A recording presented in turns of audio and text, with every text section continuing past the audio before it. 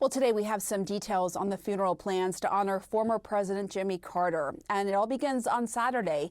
A motorcade will transport Carter from his hometown of Plains, Georgia, to the Carter Center in Atlanta. He will lie and repose there until January 7th, and then Carter will be taken to Washington, D.C. to lie in state in the Capitol Rotunda for 2 days until his state funeral on January 9th at the National Cathedral. And one of the people expected to eulogize Carter is his grandson, Jason, and he joins us now. Jason, thank you for your time on this New Year's Eve. I know your family is grieving right now, and you're working on your eulogy for your grandfather. And we were just talking in the break about that. You've been working on it for quite some time. Tell us about that. Well, my grandfather is remarkable in a lot of ways, and one of them is that he has spent almost 2 years in hospice, and that time for him and for all of us has been a time of reflection. And so we've been looking at this, and we weren't sure when the day would come, but the fact that it's here and that we're talking about it on New Year's Eve is a great way to reflect back on this remarkable legacy and to look to the future as well.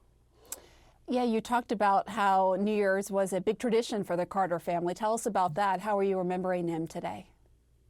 Yeah, one of the great gifts that my grandparents gave to us is they hosted essentially a Carter family trip for about 40 years. And we always had it over New Year's. So some of my best memories of them are celebrating on this day. And so this was sort of one of his last gifts to us, is that the entire family is all going to get together this week again and be there with each other and to, of course, celebrate this remarkable life that he had.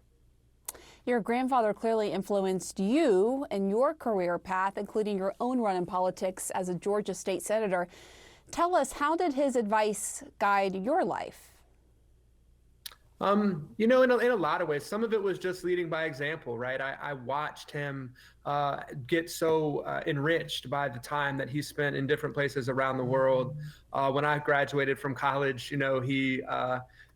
I asked him what he thought I should do, and he said, "I think you should go to the Peace Corps in Africa." So I did that. And of course, I'm a lawyer now, and I spend a lot of time doing that, but it's always a part of supporting human rights and democracy. And then obviously I got into politics in Georgia in the old days now, a decade ago. And it was important for me to share that with him, and then to share the work of the Carter Center with him, as I've been the chair of the board for the last several years. That was been a real blessing for me.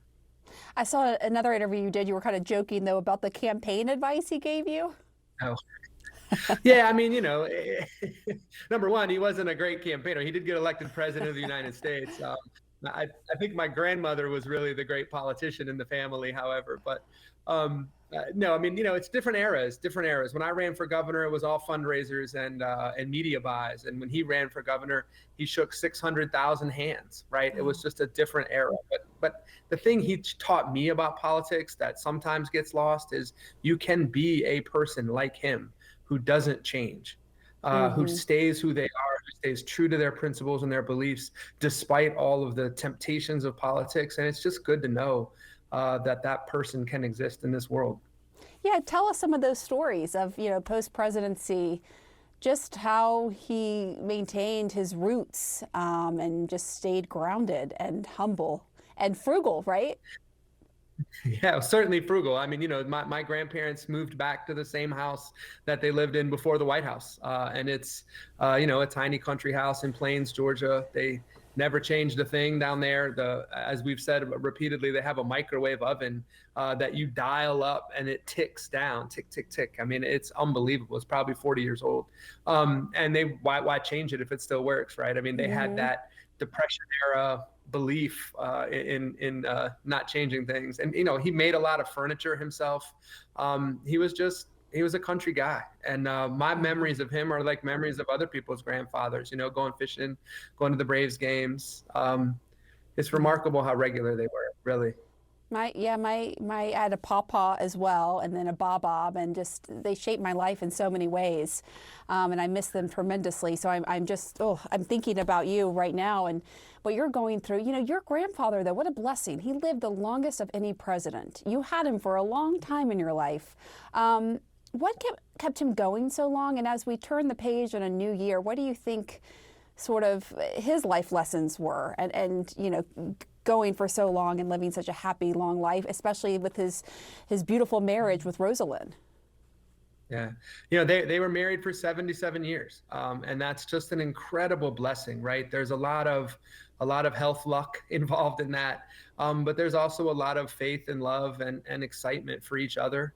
I think, as you mentioned, he lived a long time. My two children are 18 and 16. So they knew their great grandfather, really well, and got to see him live out his values in a variety of ways. And so, I think he really just opened himself up to the world over these last 40 years after the presidency. And I think we've all been heartened to see this outpouring of love and support come back over these last few days, and really over these last couple of years since he's been in hospice, as we've all sort of as a global community been reflecting on his legacy. But for us in the family, of course, he was a rock for us, but we all know that because of the extent to which he shared himself with the rest of the world, a lot of people in this world are out there carrying on his legacy. So it doesn't fall to any of us in particular, and that's a heartening thing, because it would be very difficult to live up to if you tried. That is a beautiful note to end on. Jason Carter, thank you so much, and Happy New Year to you. Likewise, Happy New Year. Thanks, Pam.